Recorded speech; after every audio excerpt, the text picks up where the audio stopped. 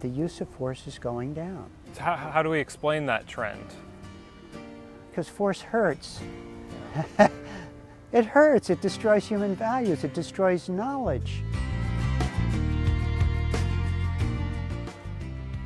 Hi, I'm Weissmueller with ReasonTV. We're here at Libertopia in San Diego, and we're talking with James Payne, an independent scholar, sometimes Reason contributor, and author of 6 Political Illusions. James, thanks very much for joining us today. It's a delight to be here. What are the 6 political illusions, and what effects do they have on the size and scope of government? Well, these are impressions that people have about government.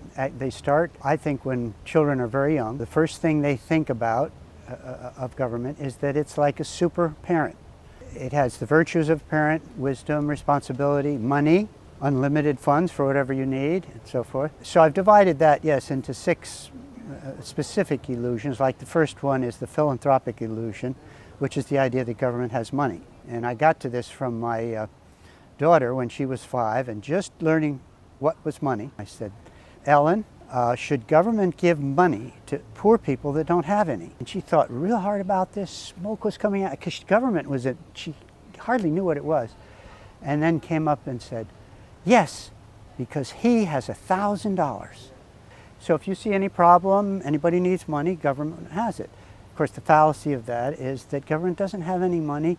It's a system for taking resources from one place and shifting it around. But are there some areas where the government can act effectively? Well, government can do, like government can produce a school and kids go to it. So it happens. Whether it is a cost-effective solution, you have to do all your math, which people are not doing, never have, on the costs and benefits, and particularly the overhead costs of doing it this way as opposed to voluntary methods. What about the idea that there are some problems that they're just so big that they do need the government to, an economic depression or a famine? Can voluntary philanthropy or something other than government step in? And can you give an example of where it's stepped in the past? You'd want to make, if you're making that case, you will say government's power to use force to take away trillions of dollars from us will solve problem X, which the rest of us can't solve, or aren't going to solve voluntarily. Maybe if a foreign aggressor was coming in, it might be somewhat persuasive. Your work on the declining incidence of violence has inspired Steven Pinker's The Better Angels of Our Nature. How did you get interested in this topic, and why do we see violence as a declining trend in human society? Oh, well, wonderful question.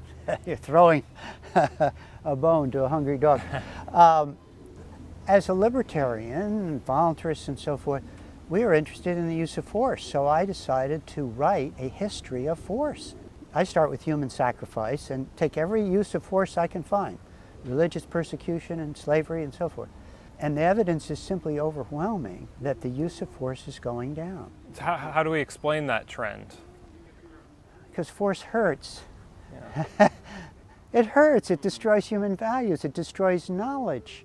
So you see it as like a natural outgrowth of getting just smarter. Living together? Getting smarter. It's a long story, but what happens is as the human beings just go slightly past baboons and so forth, they're competing for territory, and they are in fact wiping out whatever other tribe they can, or they're being wiped out.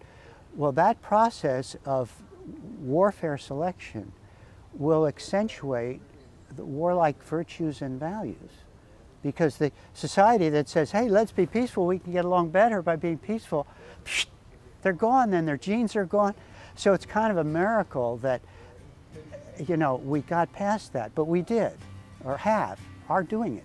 That's definitely a ending on an upbeat note, and thank you very much, James Payne, for joining us today. Well, it's a delight talking to you. For ReasonTV, I'm Weissmueller.